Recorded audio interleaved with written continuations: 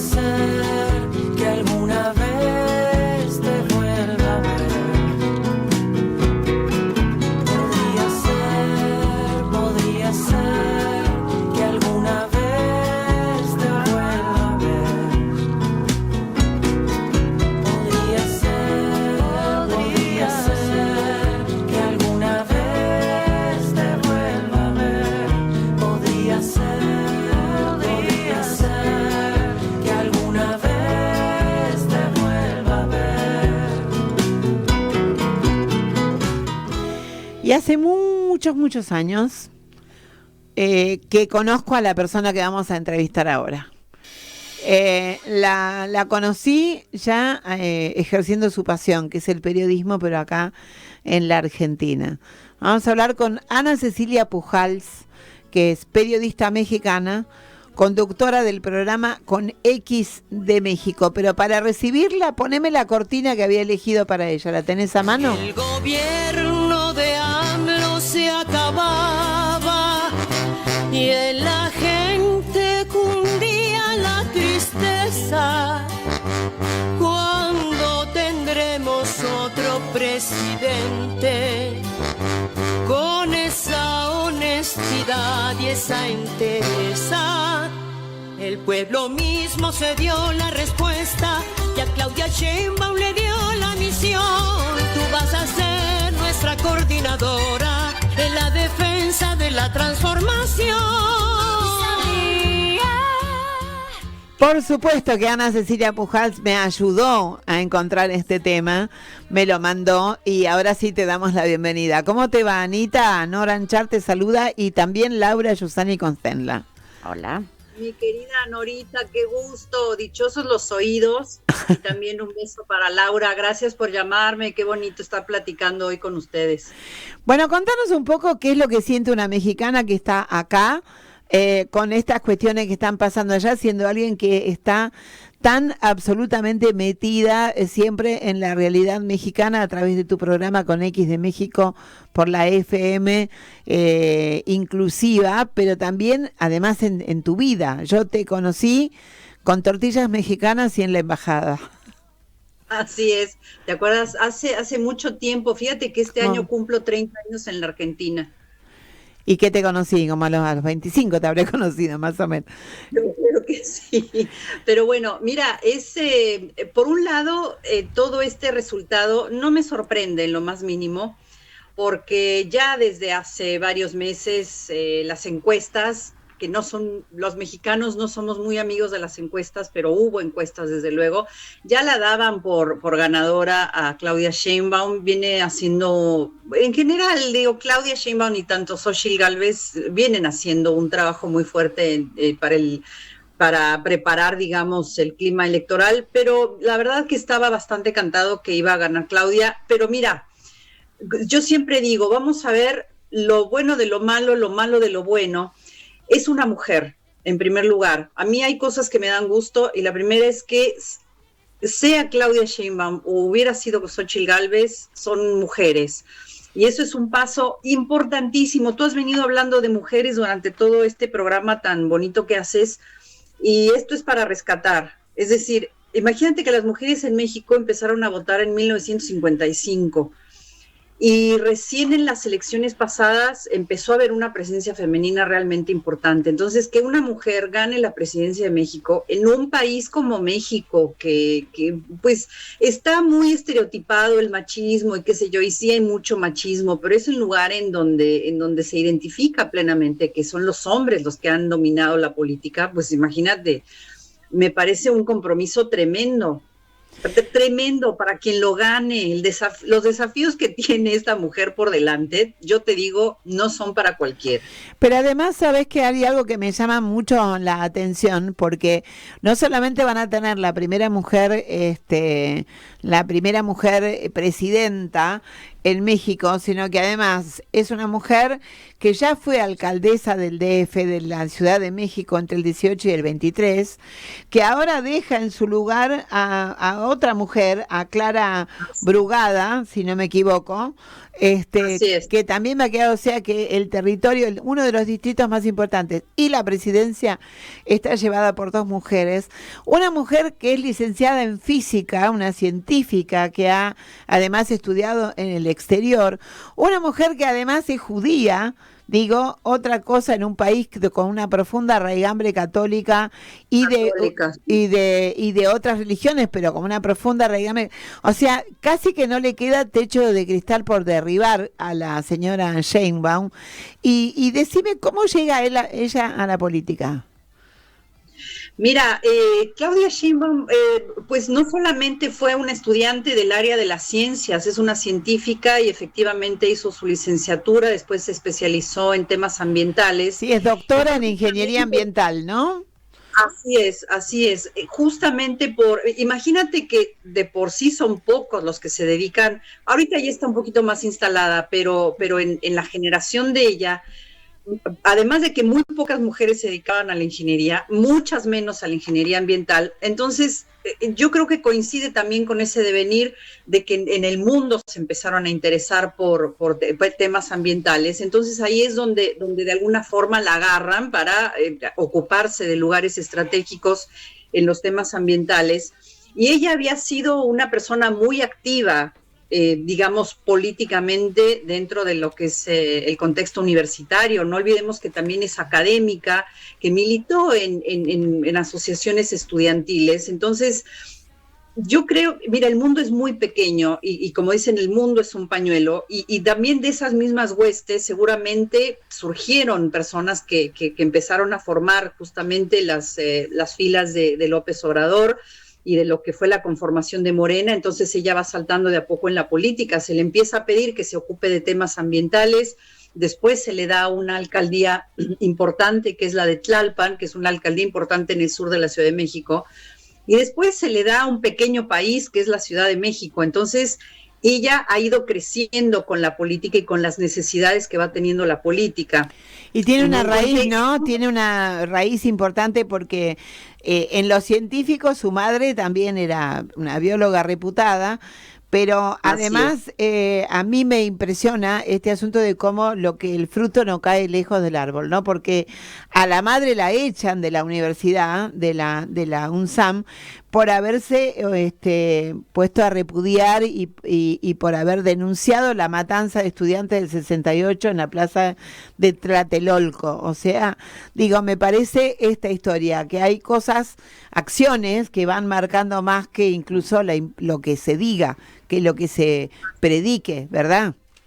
Tal cual, hay una generación marcada desde luego por el movimiento estudiantil del 68, que me parece, como dices, el fruto no cae lejos del árbol. Entonces me parece que naturalmente la vida y su formación y su origen, digamos, hablando de su familia, también de académicos y de gente de estudio, la va poniendo donde la va poniendo. No hay que dejar de decir también que, por ejemplo, su contendiente, Xóchitl Gálvez, es una mujer que también se hace de abajo. ¿Cómo se pronuncia? ¿Me podés decir el nombre de Gálvez? Porque toda la tarde intenté decirlo y no me sale. A ver. Xóchitl. No lo voy a decir nunca. No tenés una manera, no le podemos decir la Xochi y ya nos quedamos sin el que no me va a salir. Dale. Xóchitl es lo correcto. Digamos, ella también, o sea, las dos vienen con una preparación importante, gente que estudió, gente que tuvo oportunidades de prepararse, a pesar de que su origen es muy distinto. Pero convengamos que también Claudia Sheinbaum viene de una gestión política muy fuerte. O sea, la Ciudad de México es un pequeño país, hay que reconocerlo. O sea, son millones de habitantes, son muchas realidades, es toda la diversidad de México en un territorio muy chiquito. Entonces, mira, yo lo veo como mexicana y digo, México es un país enorme, diverso, pero con unas problemáticas, Nora, que no la va a tener fácil. Quiero decir, hay muchas cosas que Claudia Sheinbaum va a tener que enfrentar. Y la primera, y que es el problema más grave de México, el más grave, es la inseguridad, es la presencia del crimen organizado, número uno. Después vienen todos los temas económicos, que si bien López Obrador deja un país pujante, con mucha productividad, es decir, referente económico en América Latina, tiene, pues no se menciona tanto, pero tiene un déficit fiscal importante, tiene que ver qué va a pasar en su relación con Estados Unidos, porque ahorita hasta Biden la llamó por teléfono, todo muy bien, pero vienen elecciones en Estados Unidos y yo no quiero ser ave de mal agüero, pero pues Trump puede muy bien llegar a la presidencia, entonces ahí Sheinbaum se las tiene que ver, sobre todo porque Trump tiene un tema con la migración y Claudia Sheinbaum ha mostrado, digamos, tener una voluntad muy puntual con el tema migratorio. Acuérdate que no solamente son los mexicanos queriendo migrar a Estados Unidos, son los centroamericanos, la horda de centroamericanos pasando por territorio mexicano para ir a Estados Unidos. Entonces tiene obviamente eso, tiene deudas tremendas este gobierno con la cultura, tremenda deuda con la cultura, con infraestructura. O sea, no viene fácil, y ahí es donde ella tiene que demostrar lo que es ella, ¿no? O sea, esa cabeza quizá ingenieril para tratar de poner todo en orden y encaminar de una vez por todas a este México tan polarizado, porque se polarizó muchísimo México. Laura. Sí, hola, ¿qué tal? La verdad que te escuchaba y te envidiaba porque primero en un día como hoy, donde está el Ni Una Menos y tenemos una presidenta mujer en uno de los grandes países de América Latina, que nosotros con este presidente que tenemos, que es un poco impresentable, y además ella es científica, es inteligente, es pujante, etcétera, etcétera, me da como un poco de envidia. Ahora, también sabemos que, como vos bien decías, las cosas no son fáciles. ¿Y cuáles serían las primeras medidas que vos pensás que puede llegar a hacer ella? Porque lo de la violencia no es menor, digamos, en plena campaña electoral ha habido atentados políticos, se han matado a un intendente. Ahí parece estar todo como, hay veces las ganas de hacer cosas no son suficientes. ¿Vos pensás que ella además de las ganas va a poder tener las alianzas, la contención de la sociedad para poder hacer cambios un poco más profundos? Mira, yo te voy a responder con esta palabra que es horrible, pero que todo mundo piensa que es ojalá, porque tú dijiste un intendente, pero sabes que fueron casi 40 candidatos asesinados o secuestrados o violentados para estas elecciones. Y todo es muy bonito. 40. Son los diarios, son los portales los que están hablando de todo esto, pero es gravísimo.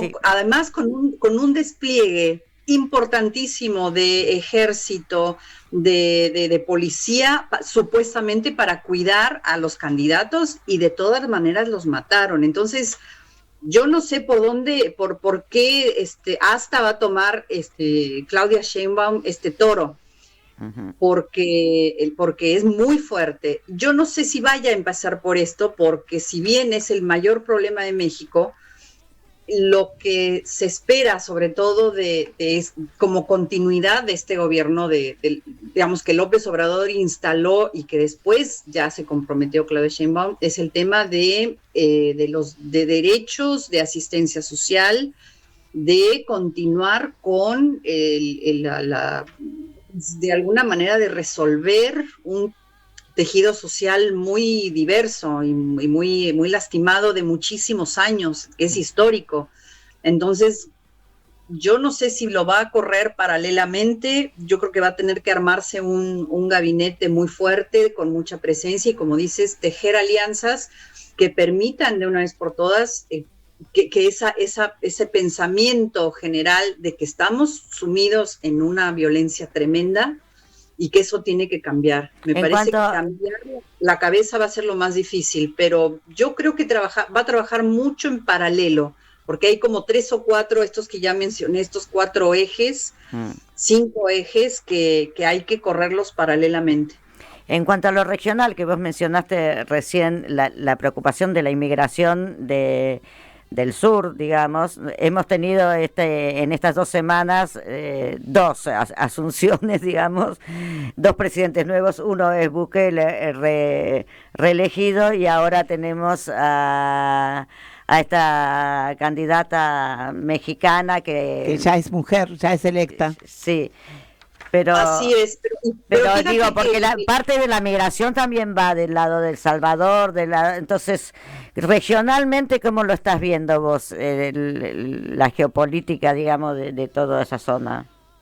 Mira, el problema es muy fuerte, porque yo justamente mencionaba al principio que la migración que viene de Centroamérica, que pasa por México, y que algunos sí se quedan en México, pero la mayoría quieren llegar a Estados Unidos, es un problema que tiene que involucrar, y esto fue un eje de campaña de Claudia Sheinbaum desde el principio, que tiene que involucrar tanto a Estados Unidos como a Centroamérica. Es decir, México tiene que ser el gran articulador de una política en la que tanto Estados Unidos como los países de Centroamérica se comprometan, primero los países de Centroamérica, a crear condiciones para que la gente no se vaya, no migre desesperadamente. México tiene que ver qué hace con porque hay una infraestructura en México que protege al migrante, que intenta darles, digamos, las condiciones más dignas para que puedan pasar por ahí.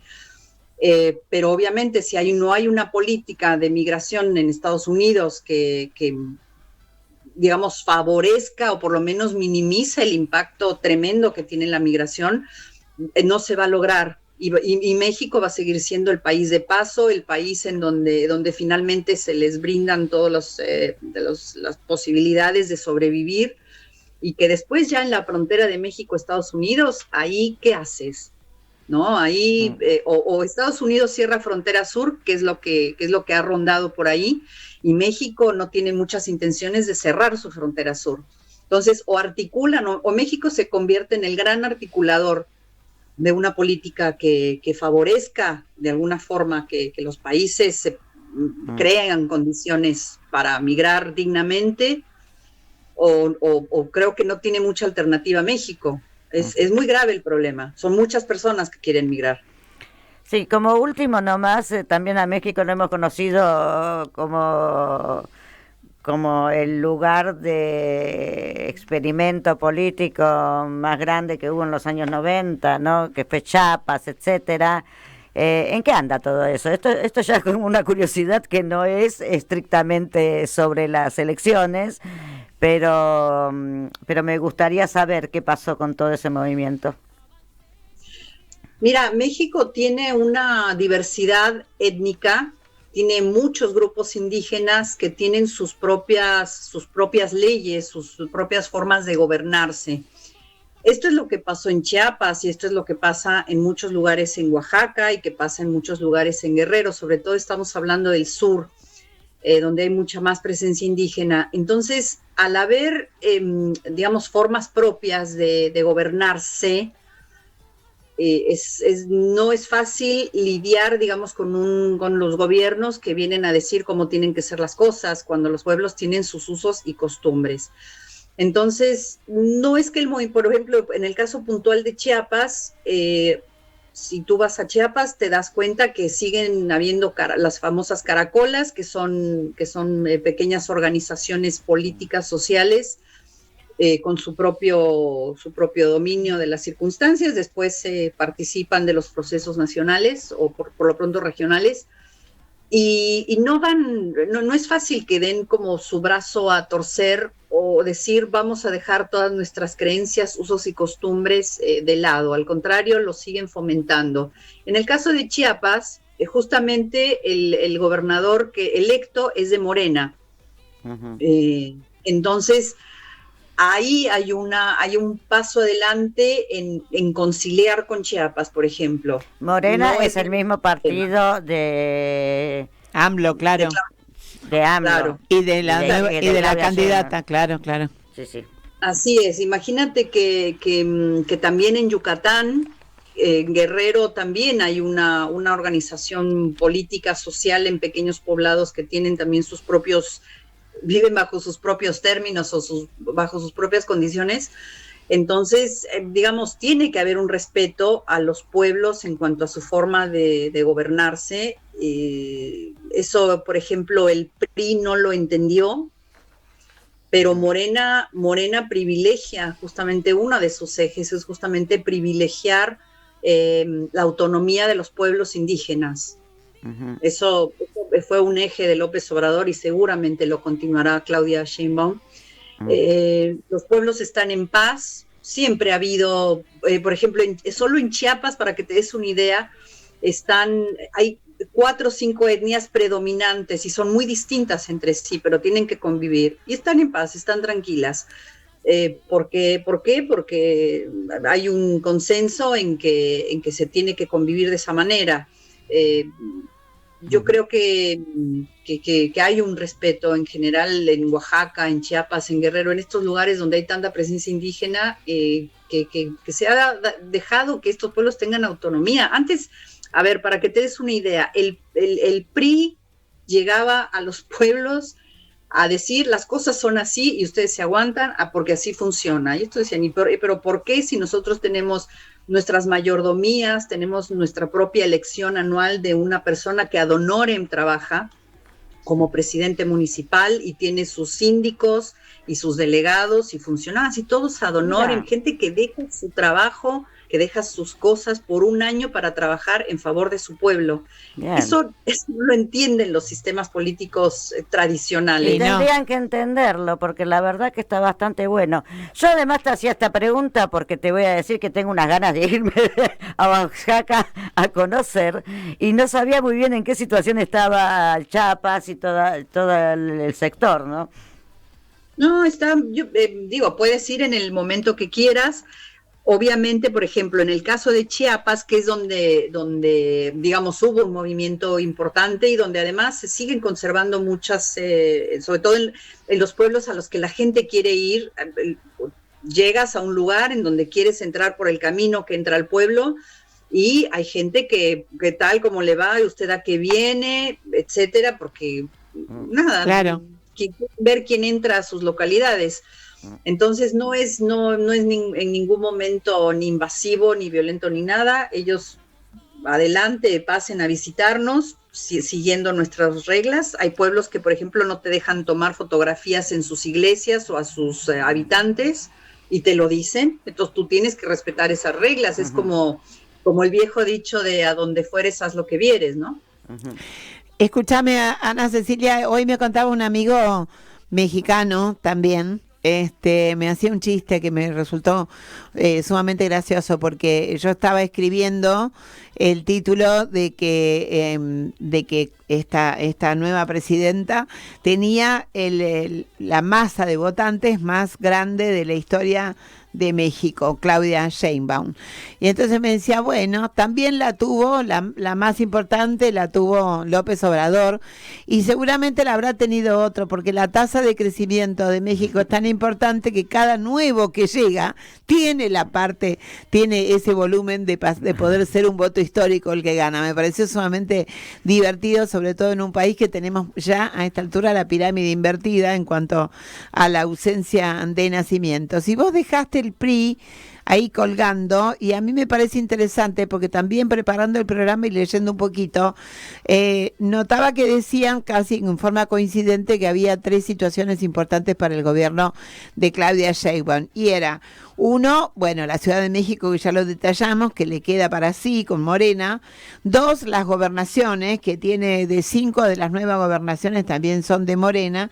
Y la más importante, el Congreso, porque si bien AMLO gobernaba, no tenía mayorías, y parecería que ahora quedaría un Congreso conformado con mayorías. Y entonces leía en esta nota también que decía, ojo, porque acá también se va a ver la cintura política de la Sheinbaum en si hace de esto una fortaleza o si se convierte en un riesgo como en algún momento fue esto que vos acabas de mencionar del PRI y su dominio absoluto. Esto es así, vos sos de acá, tenés que entrar, dirían.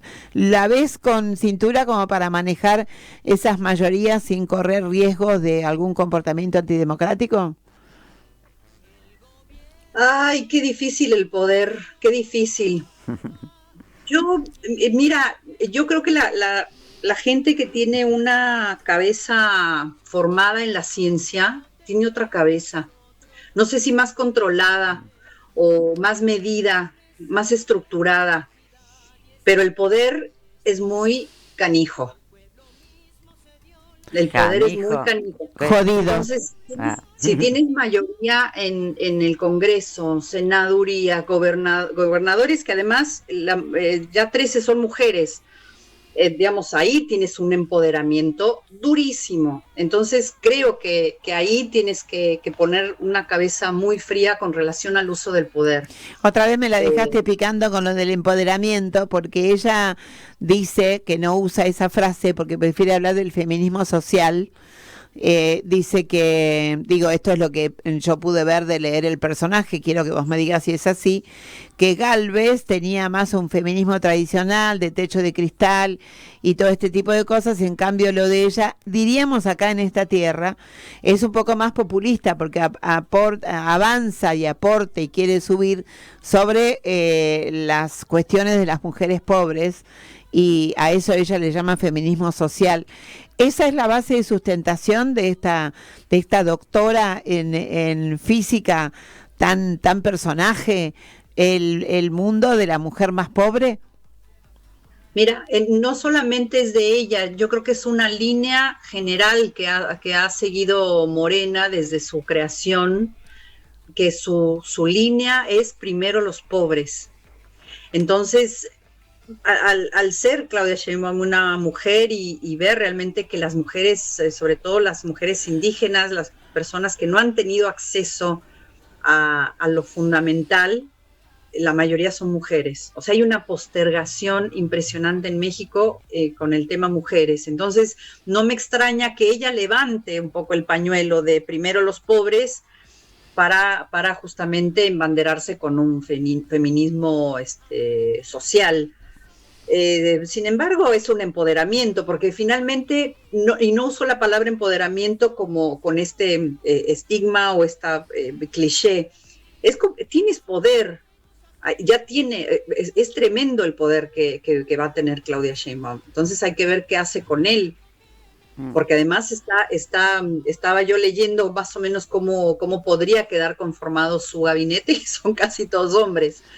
Entonces, y además, por ejemplo, las feministas tradicionales, digamos, que son muchas de la oposición, le endilgan a Claudia Sheinbaum que, ¡ay, qué curioso! Una feminista que fue puesta por un hombre. Bueno, pero esa es la parte bastante normalota, digamos, de esto de que nos tiramos con cosas horribles en el medio. A mí me interesa que en tu país de origen, porque este es tu país también, por eso me corregí rápidamente, en tu país de origen la justicia social no es una mala palabra, la justicia reproductiva tampoco es una mala palabra. Digo, hay un montón de estas situaciones que vuelvo sobre el sentimiento non santo de Laura, dan un poquito de envidia, porque acá, hoy por hoy, decir justicia social, en algunos círculos o públicamente, se torna complejo. Para ir cerrando la nota, porque ya te hemos sacado muchísimo de tu reunión familiar, que estabas súper comprometida, a mí me gustaría que nos cuentes cómo fue votar acá, pero no solamente ahora, sino cuando votaste perdiendo. ¿Cómo es votar lejos del país de uno, saber que el voto de uno cuenta y estar tan lejos de sus consecuencias? Mira, el voto, voy a empezar por decir una cosa, el voto para los mexicanos no es obligatorio. Tremendo. No es obligatorio. O sea que 35 millones de personas votando es muy impresionante. Sí, pero ¿sabes cuántas personas votamos en el extranjero? Bueno, que se han computado, 180,000, solo 180,000 y yo no lo puedo creer. Claro. No lo puedo creer. ¿Qué pasa? El proceso para que un mexicano vote en el extranjero no es sencillo porque tienes que estar atento a internet o redes sociales para que el Instituto Nacional Electoral informe justamente cómo se va a hacer. Yo he sido promotora del voto desde el minuto 1, cuando los mexicanos pudimos empezar a votar en el extranjero, que fue hace 3 elecciones. Y se ha ido refinando, se ha ido perfeccionando, desde luego, tienen muchas facilidades, hay mucha información, pero ¿qué pasa? Como el voto no es obligatorio y hubo mucha apatía histórica para votar, Nora, Laura, mucha apatía, y de hecho ahora hubo mucha apatía, 40% de abstencionismo, 40%. ¿Cuántos son en México? Mira, ¿no? ¿De habitantes? Sí. 180 millones, somos muchísimos. Claro, o sea, son 100. Pero tú tienes que tener un acceso. Nosotros no tenemos DNI, Lo que tenemos es el acceso a poder documentarnos en el Instituto Nacional Electoral para tener una credencial que nos permite votar, ir a una urna, buscarnos en una casilla, votar, etcétera, y que estemos ahí. Imagínate, hay mucho descontrol con relación al control de la población para este tipo de gestiones. Entonces, cuando yo leo que son 180,000 mexicanos que votamos, cuando hay millones en Estados Unidos, hay un montón en Europa, y solamente se abrieron 23 casillas extraordinarias en Estados Unidos, una en Madrid, y una en París, y una en Canadá que está lleno de mexicanos, y dices, ¿y nada más votaron 180,000? O sea, ¿en dónde están los demás? ¿Dónde está? ¿En qué están pensando? ¿No? A mí me indigna mucho. Pero quiero decir, yendo a tu pregunta, para que uno tenga la posibilidad de votar, tiene que registrarse primero en expresar la voluntad de votar, y te tienes que registrar. Para tener registro tienes que tener una credencial que tenga ciertos datos que tú pones, etcétera, te dan de alta y te dicen, muy bien, usted ya tiene, con este código va a poder votar. Bueno, una vez que ya entras al proceso de votación, a mí me pasó, por ejemplo, que me bloqueó la cuenta. Entonces estaba yo desesperada, pasé 3 días pegada al teléfono, diciéndole a la gente, a estos asesores del INE, que por favor me desbloquearan porque quería votar. Y me decían, casi con un tono, ¿de verdad? Sí, quiero votar, quiero ejercer mi derecho. El día que los mexicanos que estamos en el exterior entendamos que esto es un derecho y que nuestro voto sí cuenta, ese día vamos a tener más de 180,000 votos. Muchísimas gracias, te agradezco tanto tu paso por acá, Ana Cecilia Pujals, que la escuchamos, ¿qué día en FM Inclusiva? No, sabes que todavía no estamos haciendo temporada este año, estamos un poquito retrasados. Pero lo encuentran en internet. Pero lo encuentran en internet, ustedes ponen en internet, con X de México van a encontrar todos los programas ya emitidos y una maravillosa lista de música de cantantes, autores, mexicanos que da gusto y da placer. Gracias, Ana Cecilia, un abrazote. Y por supuesto, gracias a ustedes. Y por supuesto vamos a cerrar con otro de los temas que nos acercó Ana Cecilia, compañera presidenta. Chau. De todos los que se hicieron un montón. Esos son una muestrita. Ahí va. Un abrazo. Chau. Un abrazo. Gracias, Nora. Gracias, Laura. Que las flores no te falten en el pecho, que se funda tu nariz en el país, que los lunes no se llenen de un cruel duelo, que la tierra te sostenga en tu raíz, que te duermas sin deberle la justicia a las madres que ahora buscan por ahí a sus hijas entre fosas clandestinas, que resista la esperanza de vivir. No te olvides de tus ojos de mujer.